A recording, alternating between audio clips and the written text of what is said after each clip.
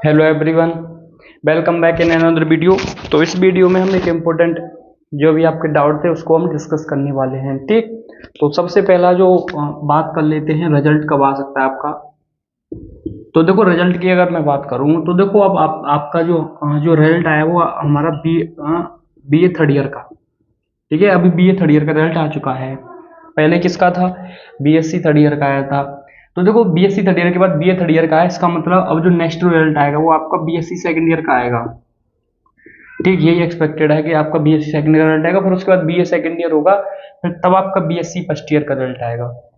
तो अगर ये भी एक्सपेक्ट किया जाए कि B S C second year का रिजल्ट कब आ सकता है, तो देखो ये 20 से 25, ठीक है, जुलाई के बीच में आ सकता है, या पहले भी हो सकता है, 20 से 18 19 को आ जाए। तो 20 से 25 जुलाई के बीच में ये B S C second year का रिजल्ट आएगा। तो तब फिर उसके बाद आपका 1-2 वीक बाद सेकेंड वो आपका बी ए सेकेंड ईयर का आएगा। उसके बाद आपका आ सकता है B S C first year का। तो उसके के बाद आएगा, ठीक है, B S C first year का। तो आपका जो रिजल्ट है वो अगस्त में आएगा। ठीक है, ये कंफर्म है कि जुलाई में नहीं आएगा, ये तो कंफर्म है ही। ठीक है, जुलाई में सेकेंड ईयर का पक्का आ ही जाएगा B S C second year का। अगस्त में आपका B S C first year का आ जाएगा। ठीक, तो ये बात हुई रिजल्ट की, रिजल्ट कब आ सकता है। अब बात करते हैं बैक फेल वो सारी चीज़ें। तो अगर रिजल्ट देखा जाए, ठीक है, तो रिजल्ट में कोई चेंजिंग नहीं हुआ है। जैसे बी कॉम में जितना परसेंटेज रहता था ना, पास जितने बच्चे पास होते थे, जितने परसेंटेज उतने ही इस बार भी हुए हैं। इसका मतलब रिजल्ट थोड़ा सा ऐसा ही रहा है। ठीक, तो फेल भी हुए हैं भाई। अगर रिजल्ट मान लो जैसे 38 38% जैसे बी एस सी का रहा था लास्ट ईयर, तो इतने बच्चे अगर फेल पास हो रहे हैं बस, तो इसका मतलब कोई ना कोई तो फेल हो रहा है, बैक हो रहा है, तभी तो इतना बच्चा पास ही हो रहा है बस। ठीक है, जो बी कॉम में भी इस बार देखा गया, तो अब पी एस सी में भी यहीं पर रहता है आपका। लास्ट 40% हो जाता है पासिंग का, या 41 हो जाए, 42 हो जाए, 43 हो जाए, बस इतना ही होता है आपका। ठीक, तो इसका मतलब आप में से ही किसी का, अब देखो आपको डर भी लग रहा होगा।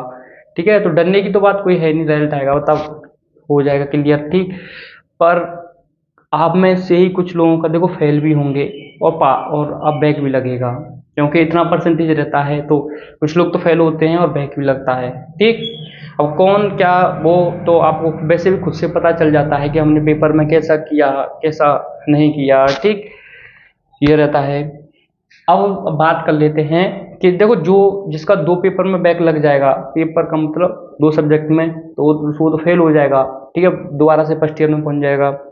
तो उसका तो हम भाई कुछ कर नहीं सकते, क्योंकि अब वो तो देखो अभी तो बाद में पता चलेगा, तभी ठीक है, कि किसका लगे किसका नहीं। और मान लो जिसका एक ही पेपर में बैक लगेगा, तो वो तो बैक को क्लियर करके सेकंड ईयर में जा सकता है। ठीक, उसके पास एक अपॉर्चुनिटी होगी सेकंड ईयर में जाने के लिए।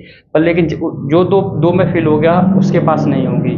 ठीक है, तो अब तो जो एक साथ बैक में फेल होगा एक पेपर में, तो उसमें क्या होगा कि आपका ये जो है प्रैक्टिकल भी आपको सेकंड ईयर का साथ साथ करना पड़ेगा, सेकंड ईयर भी साथ साथ पढ़ना पड़ेगा। क्योंकि अगर हम बात कर रहे हैं कि अगस्त में आपका ये रिजल्ट आया, ठीक है, तो देखो सितंबर, अक्टूबर और नवंबर, ठीक है, तो नवंबर और दिसंबर में जाएगा आपका जो बैक पेपर होगा, वो नवंबर दिसंबर में जाएगा। ठीक है, नवंबर दिसंबर में आपका बैक पेपर रहेगा। तो यहाँ तक तो आप थोड़ा सा भी मान लो B S C second year को कवर करके चलते रहोगे, ठीक है, तब जाके कुछ हो पाएगा। अगर आप ऐसे ही फिर अगर बैक पर ही फोकस कर दिया, आपने सेकंड ईयर को नहीं देखा, तब फिर आपको फिर दोबारा बैक लगने के चांसेस बन जाएंगे। इसका मतलब तो आपका जो वो है ना, आपको अच्छे से पढ़ना पड़ेगा फिर इसके बाद, क्योंकि यहाँ पर आपको सेकंड ईयर का कवर प्रैक्टिकल भी करना पड़ेगा, बैक पेपर भी साथ में पढ़ना है। ठीक है, तो और ये भी पढ़ना पड़ेगा आपको। तो मैं आपको ये कहूँगा कि आप अभी से पढ़ें। ठीक है, अभी से पढ़ना स्टार्ट कर दीजिए, क्योंकि वो तो देखो बाद में पता ही चल जाएगा। क्योंकि अगर जिसको थोड़ा सा भी डाउट है ना, तो वो अभी से बैक की पढ़ाई स्टार्ट कर दे, क्योंकि उससे क्या होगा कि बाद में आपको फिर ज़्यादा दिक्कत ना हो, सेकंड ईयर में फिर ज़्यादा दिक्कत ना हो जाए। क्योंकि सेकंड ईयर में फिर बैक लग गया तो फिर ठीक है, फिर फायदा ही क्या रहा। तो यही है।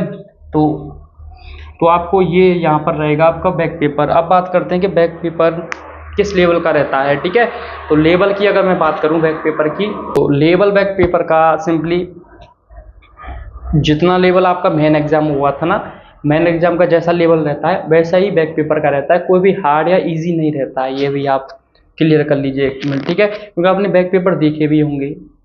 बैक पेपर मैंने, क्योंकि जब एग्जाम चल रही तब हम कह रहे थे आपसे कि बैक पेपर करो, क्योंकि उससे ज़्यादा चांसेस बन रहा है फंसने का एग्जाम में। ठीक, तो आपने बैक पेपर ऐसे देख भी लिया होगा, पर अब मैं थोड़ा सा, आपने देखा होगा कि सेम ही लेवल था। ठीक है ना, तो ज़्यादा इजी हो ना टफ है, वो जो जैसा रहता है मेन एग्जाम का उसी लेवल का रहता है आपका बैक पेपर। अब आप देखो जो बैक पेपर होता है ऐसा नहीं होता कि रिजल्ट आ गया अब वो फेल हो गए तो फिर तब बनता है बैक पेपर, ऐसा नहीं है। बैक पेपर आपका तभी बन जाता है जब मेन एग्जाम के साथ ही, या मेन एग्जाम के साथ ही बैक पेपर बना लेते हैं। तो देखो अब आप एक चीज़ सोचो कि मेन एग्जाम के साथ ही बैक पेपर बन रहा है, इसका मतलब लेवल तो सेम ही रहेगा, थोड़ा सा हो सकता है 19-20 हो जाए। ठीक है, एक चीज़ हो सकती है वहाँ पर कि देखो बैक पेपर में ये आप कंफर्म मानना कि मेन एग्जाम में जो टॉपिक पूछा गया है, जितने भी टॉपिक पूछे गए होंगे ना, उनमें से कुछ टॉपिक तो जरूर पूछे जाएंगे।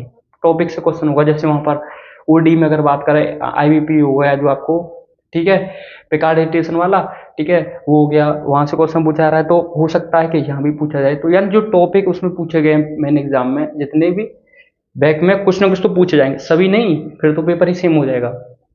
तो कुछ ना कुछ उसमें पूछे जाएंगे, और जो टॉपिक छोड़ दिए हैं, ठीक है, जो टॉपिक छोड़ दिए हैं और जो टॉपिक इंपॉर्टेंट है और जो छोड़ दिए हैं वो फिर आप बैक में पूछे जाते हैं।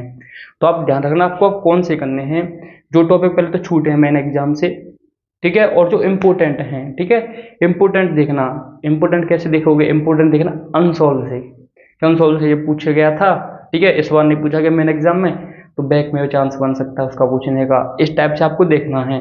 ठीक, जैसे फिर आपका रिजल्ट आएगा तब मैं आपको और थोड़ी और हिंट दे दूंगा कि ये क्वेश्चन पूछने के चांसेस हैं। ठीक है, तो वो बैक एग्जाम के बाद ही हम वीडियो बनाएंगे उन टॉपिक पर, मैथ में तीनों पेपर पर, कि क्या क्या ज़्यादा इंपॉर्टेंट और हो सकता है। ठीक, और आपको क्लियर भी हो गया क्योंकि आपको पढ़ना क्या क्या है। ठीक है, तो सिंपली क्या पढ़ना है आपको, जैसे अगर बैक का पढ़ रहे हो तो बैक का आपको वही पढ़ना है। देखो पहले तो जो पेपर में पूछा गया है, ठीक है, जितने भी टॉपिक पूछे गए उन सबको तैयार कर लो मेन एग्जाम में। ठीक है, पहला काम करना कि मेन एग्जाम में जो भी टॉपिक पूछे गए हैं उन टॉपिक को, ठीक। दूसरा करना है आपको कि जो टॉपिक आपके इम्पोर्टेंट है और मेन एग्जाम में नहीं पूछे गए हैं, ठीक है, इम्पोर्टेंट, क्योंकि ऐसे तो फिर जो मेन एग्जाम में नहीं पूछा गया तो फिर अगर सभी पढ़ना पड़ा तो फिर तो पूरा ही सिलेबस हो जाएगा।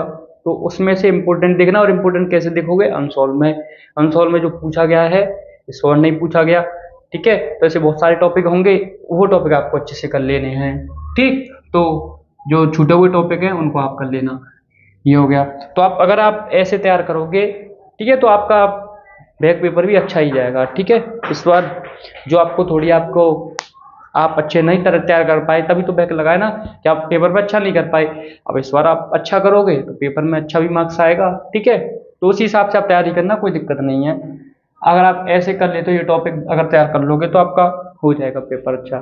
ठीक, तो यही है। पहले तो हम रिजल्ट का इंतजार कर लेते हैं कि रिजल्ट कैसा रहता है, फिर उसके अकॉर्डिंग नेक्स्ट वीडियो हम डिस्कस कर ही लेंगे। और बीएससी सेकेंडरी क्लास चल रही है, आप साथ साथ हमारे साथ देख सकते हैं। ठीक है, तो रियल एनालिसिस हम डिस्कस कर रहे हैं। ठीक, मिलते हैं आपसे नेक्स्ट वीडियो में।